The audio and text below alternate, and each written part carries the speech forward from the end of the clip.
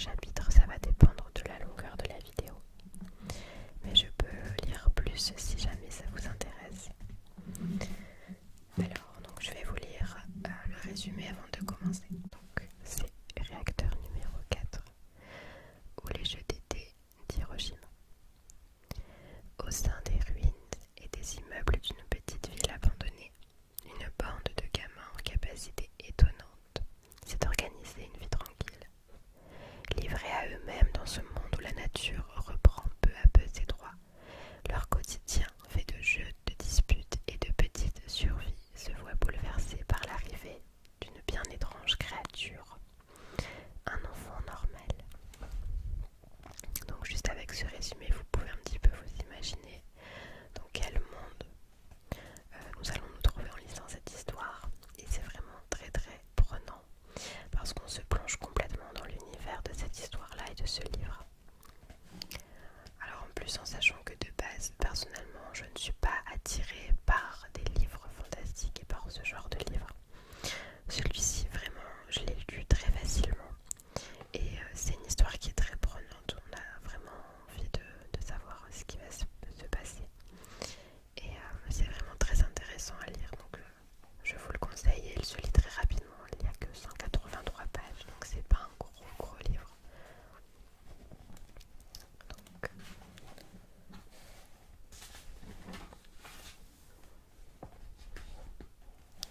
ça va commencer. La route était craquelée, morcelée, soulevée par endroits par de timides pousses d'herbes folles, pourtant robustes, qui se frayaient un chemin, écartaient le bitume déjà meurtri, pointant leurs doigts vers le ciel, cherchant le soleil. Mais l'imprécise boule de lumière chaude avait bien du mal à percer la nappe de brume qui s'étendait sur la campagne, masquant ses rayons, niant les ombres, déposant partout cette humidité froide dans le matin. Peu de bruit, un silence presque écrasant parcourait la terre, ce léger murmure de la nature en veille. Seul témoin de la scène, un vieux poteau électrique penché au-dessus de la route torturée laissait pendre ses fils, semblables à un saule pleureur dégarni. Son bois vermoulu gonflait avec la rosée et se rétractait et se rétracterait dans de légers grincements lorsque la brume se sera levée.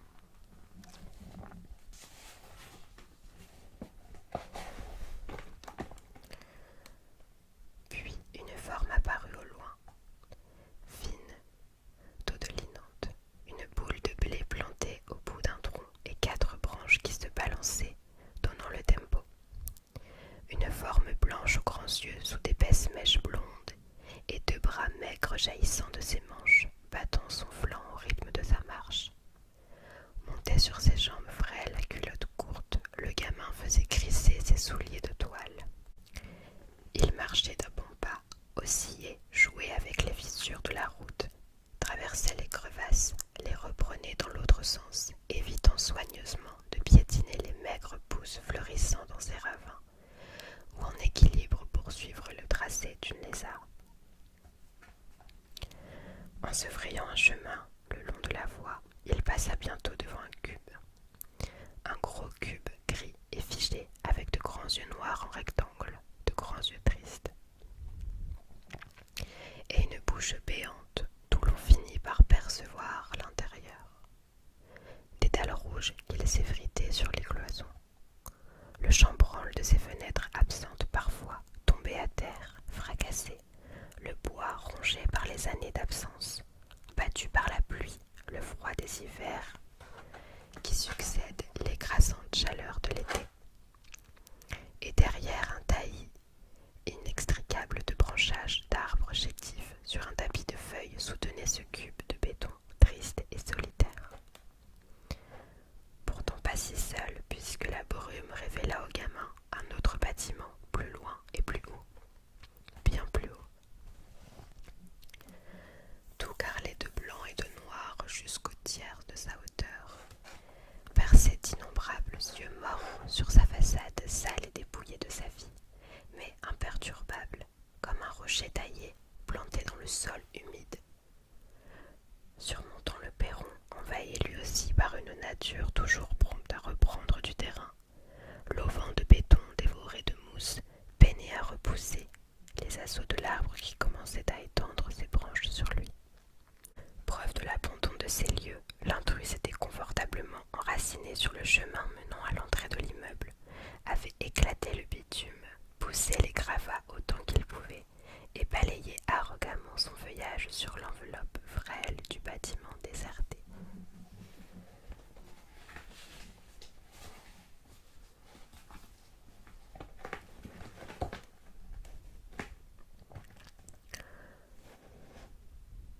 Le gamin resta pensif un moment devant ce spectacle, cligna plusieurs fois des yeux, puis s'en détourna tranquillement en continuant sa route.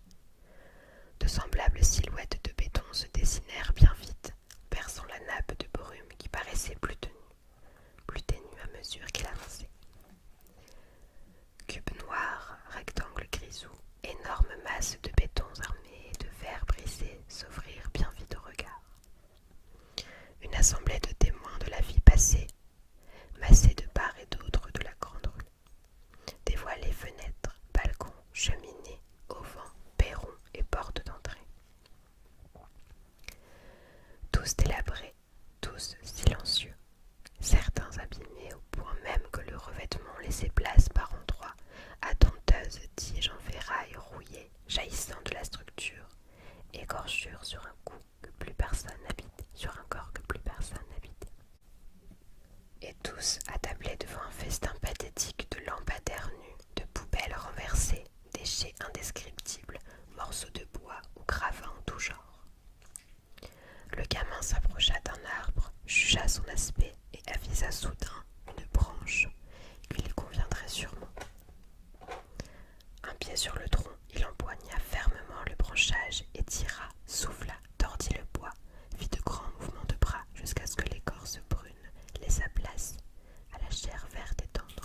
L'arbre protesta de cette agression, grinça depuis ses racines jusqu'au bout de ses feuilles, mais d'un bond. Puis finalement relâcha l'étreinte, la laissant se briser. Le gamin entreprit aussitôt de l'étêter de ses brindilles et feuilles pour n'en laisser qu'un long bâton rugueux mais droit.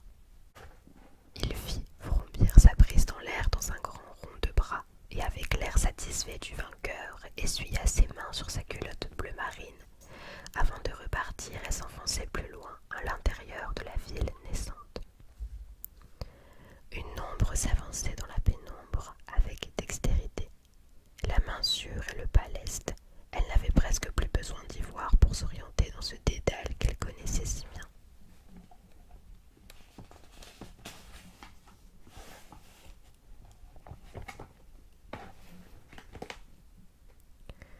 Elle savait où poser le pied pour atteindre cette fenêtre-ci.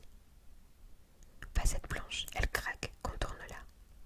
D'un geste souple et vif, elle enjamba le plancher traître, serpenta, tourna sur elle-même, fit à peine craqueler les débris sous ses chausses et agrippa enfin et fermement le chambranle en bois. Elle prit une inspiration au risque à un œil au dehors. Une créature avançait là, en bas, dans la rue, venue de la brume par la route, cette étrange bestiole jaune et blanche, aux petits pieds noirs qui foulaient les mauvaises herbes, marchait et fouettait le sol avec quelque chose. L'ombre à la fenêtre perplexe se gratta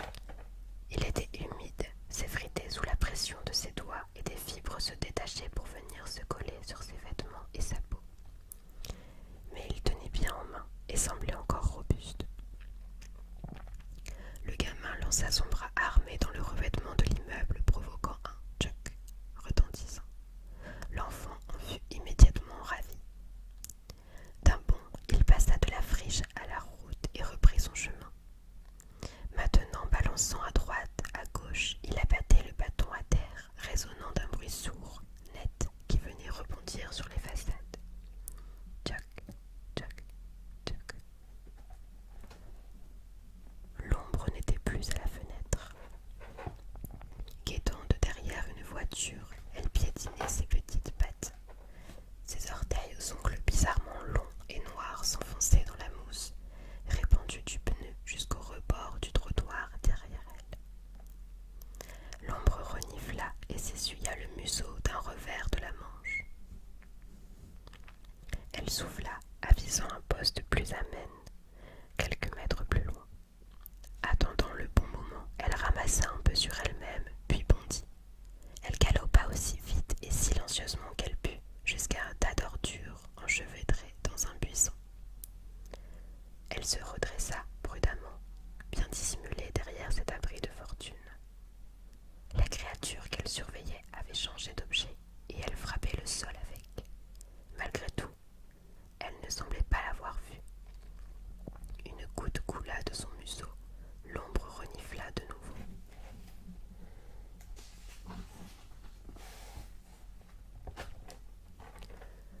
Le gamin, très impliqué dans son jeu, entendit soudain un bruit derrière lui. Un petit bruit de métal, un claquement imprécis, mais sonore. Il se raidit et fit volte-face, ses grands yeux bleus écarquillés. Il chercha du regard l'origine de cette interruption. D'abord sur la route, puis peut-être dans les fourrés. Ses yeux gravirent les façades, se perdant dans les ouvertures des immeubles. Mais rien.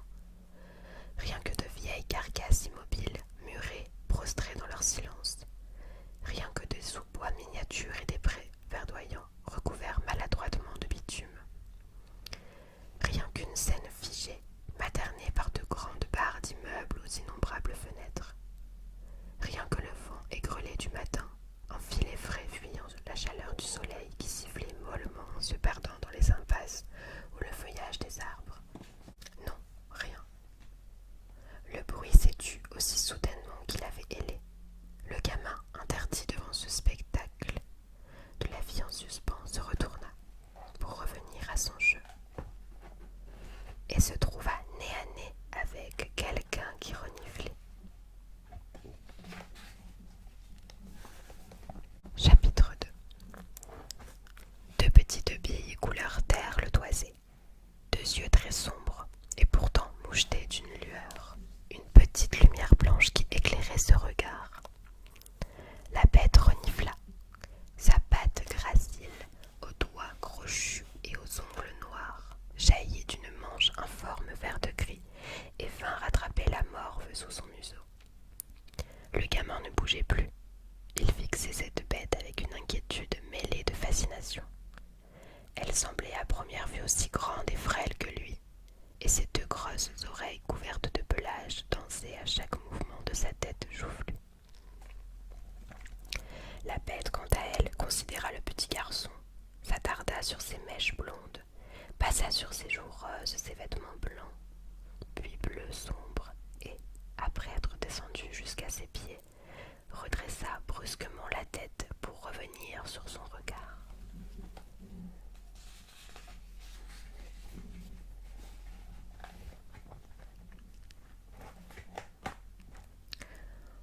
De grands yeux d'un bleu très clair où le ciel venait se déverser. Après un long moment de silence, la bête ouvrit finalement la gueule, dévoilant plusieurs quenottes manquantes. Pas de gros, juste de petites dents carrées, lisses et blanches, des dents de lait. « T'es qui, toi ?» finit-elle par demander d'une voix aiguë, en reniflant de nouveau. « D'où tu sors ?» Pour toute réponse, le gamin lui sourit sans mot dire.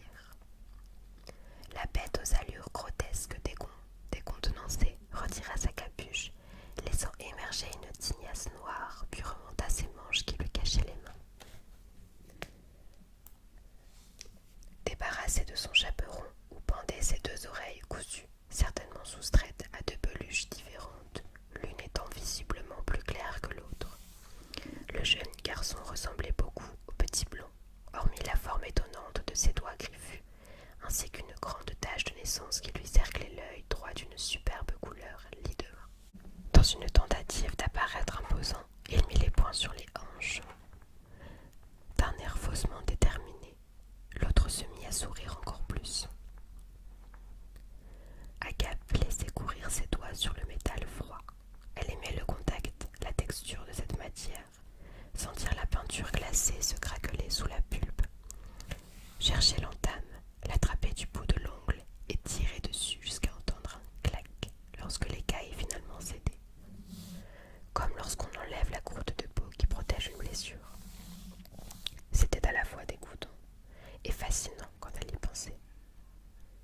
dessous de la peinture une autre texture, la rouille aiguë, rugueuse, qui s'effrite et roule sous la main.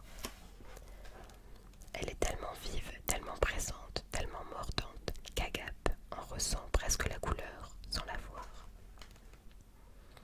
La jeune fille, ses yeux blancs perdus dans une vague indéfinissable, s'enfonça un peu plus dans la nacelle et balança ses jambes, d'avant en arrière, faisant osciller doucement son siège, suspendu à un mât qui rejoignait les autres sur la grosse structure ronde du carrousel, monté sur une estrade en bois où il manquait.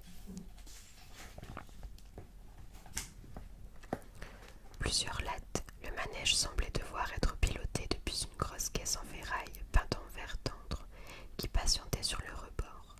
Là, probablement que le noyau central, enchevêtrement des tuyaux comme un pied de grue rouge vif, entrait en mouvement, tournait sur lui-même et entraînait ses 6 longs bras au bout desquels étaient attachés nacelle et passagers. Mais Agap n'entendait pas de foule et aucun forain ne braillait ses slogans pour inviter petits et grands à prendre place. Pas de monnaie sonnante, pas de parfum de confiserie d'aucune sorte. Rien d'autre que le soleil chaud, quelques chants d'oiseaux au loin, le grincement du bois du dossier dans son dos et les éclats de peinture sous ses ongles. Elle pianotait sur la coudoir au gré de ses envies, jouant une mélodie inconnue, en sirotant le vent frais du matin qui venait lécher le contour de ses joues roses et faire voler ses longues mèches brunes. Du moins, on lui avait dit que ses cheveux étaient noirs.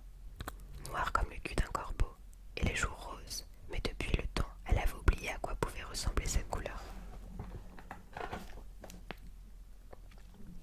Voire même à quoi peut bien servir une couleur. Dans son monde à elle, elle n'en avait pas besoin. Son monde était doux, vif, acide, poli, rugueux, chaud ou froid, sentait l'herbe humide ou le béton granuleux, la viande fumante ou le jus des fruits mûrs. Mais il n'était sûrement ni vert, ni rouge, ni rose, ni noir, ni aucune autre de ces choses qu'Agap ne voyait plus depuis bien longtemps. Elle s'en accommodait très bien. Son monde n'en était pas moins grand que celui des autres, trouvait-elle.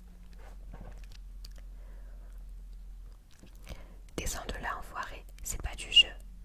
Montait sur une vieille auto-tamponneuse branlante empêtrée dans les fougères, un grand adolescent maigre gesticulait et s'époumonait, le nez levé vers le haut de la structure.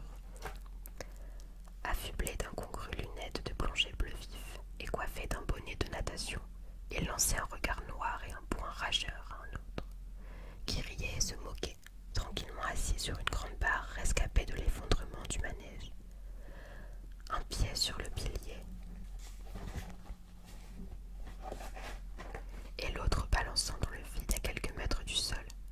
« Petite sage, je t'ai vu, t'as perdu », vociférait le grand maigre en équilibre précaire sur le capot jauni de l'auto. Petite sage passa une main dans ses cheveux, tira une de ses bouclettes au reflet bleu et l'entortilla autour de son doigt, puis soupira avec nonchalance. « Désolé, tu connais la règle. Vu compte pas, il faut toucher. » Un troisième adolescent, courbé dans les hautes herbes, goûtait avec jubilation cette dispute. Tant qu'ils s'étaient occupés l'un l'autre, personne ne le cherchait. Il resserra un peu les cordons de sa capuche, se refroqua un peu et fit un détour pour arriver juste sous le carrousel. Sa cachette fétiche. Opérant à travers les piliers de l'estrade, il avança jusqu'à une trouée dans le plancher. De là, il était bien dissimulé et pouvait observer à loisir les jambes d'Agap qui se balançaient sous sa robe. Une voix douce et espiègle le tira de sa rêverie. « Si tu restes là, Riba va finir par te trouver, tu sais. »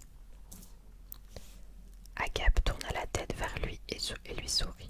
Il lui rendit son sourire, car bien qu'elle ne puisse pas le voir, elle le sentirait sûrement. « Pour l'instant, il est occupé, mais tu diras rien. » La jeune fille se pencha vers lui et lui fit signe d'approcher. Le jeune homme sortit prudemment la tête à travers le trou du plancher et Agap lui décocha une bise sur la joue. Puis elle se redressa vivement sur la nacelle, lissa du revers de la main sa robe bleue et reprit avec assiduité son activité favorite, caresser les objets du bout des doigts. Soudain, alors qu'elle contournait avec son index la corolle d'une vieille vis, elle s'arrêta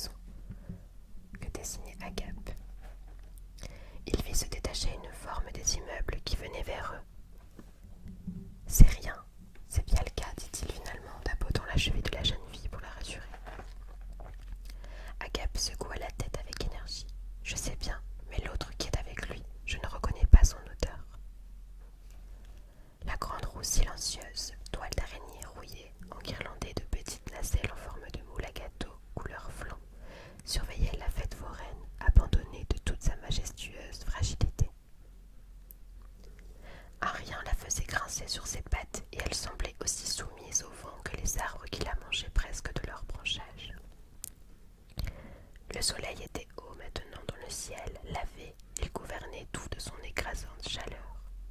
Les ombres devenaient ridicules à ses pieds. Même celle de la roue qui rapetissait à mesure que lui montait. Le gamin sentait le bitume qui commençait à chauffer sous ses chaussures, mais ce qui l'inquiétait d'autant plus, c'étaient les 4 paires d'yeux qui le fixaient tout autour de lui. Tandis que les autres garçons le considéraient, lui tordait ses mains dans le tissu de son t-shirt et n'osait plus faire un pas. L'un d'eux brisa finalement le silence qui s'était abattu sur place. Un grand tout fin avec lunettes de natation et bonnet qui lui serrait la tête. « C'est qui, lui ?» demanda-t-il en sifflant entre ses dents le devant. « J'en sais rien, » répondit le plus petit au bonnet à oreilles qu'il avait amené jusque-là. Il renifla un grand coup pour ravaler la goutte qui pointait au coin de son nez. Il arrivait par la route, là-bas. Ce faisant, il pointa l'horizon du doigt. Son habit trop grand lui donnait un air à la fois attendrissant et grotesque, et il dut retrousser sa manche pour que sa petite main en dépasse. Puis dans le même mouvement, il essuya son nez avec le revers qui, au vu de sa couleur et la raideur du tissu, devait servir à cet office très régulièrement. Le gamin se tassait de plus en plus sur lui-même à mesure que cette conversation avançait. Son regard inquiet passait rapidement entre le petit et les 3 autres qui le dominaient d'une bonne tête chacun et le pressaient de questions. Et soudain, alors que l'un d'entre eux, avec des cheveux bouclés au reflet bleu, le poussa vivement, un frisson électrique parcourut son corps. « Allez quoi, d'où tu sors ?» Le gamin se raidit d'un coup et prenant appui sur ses jambes maigrichonnes, fit un grand bond en arrière et s'extirpa du groupe avant de s'enfuir.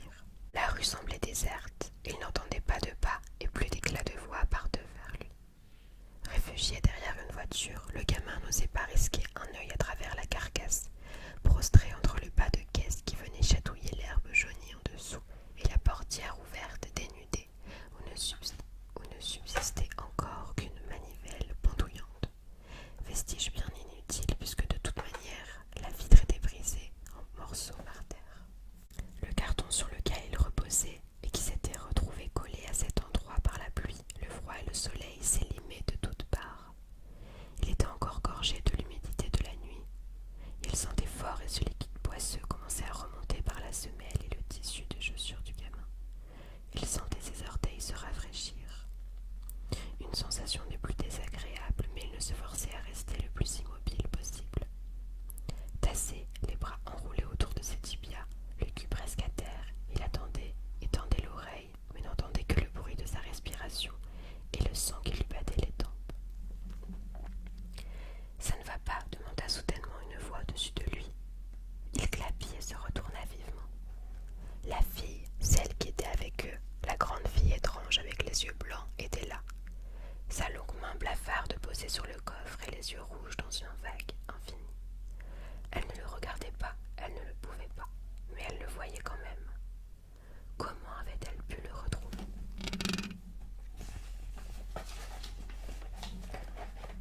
Elle n'avait fait aucun bruit. « D'où est-ce que tu viens ?» ajouta-t-elle en avançant le bras vers lui. Il se recula autant qu'il le put, jusqu'à ce que sa joue frotte contre le métal nu de la portière. Juste au moment où elle allait le toucher, il bondit de nouveau et esquissa une fuite. « Non, attends !» s'exclama la jeune fille, le front plissé et l'air désemparé.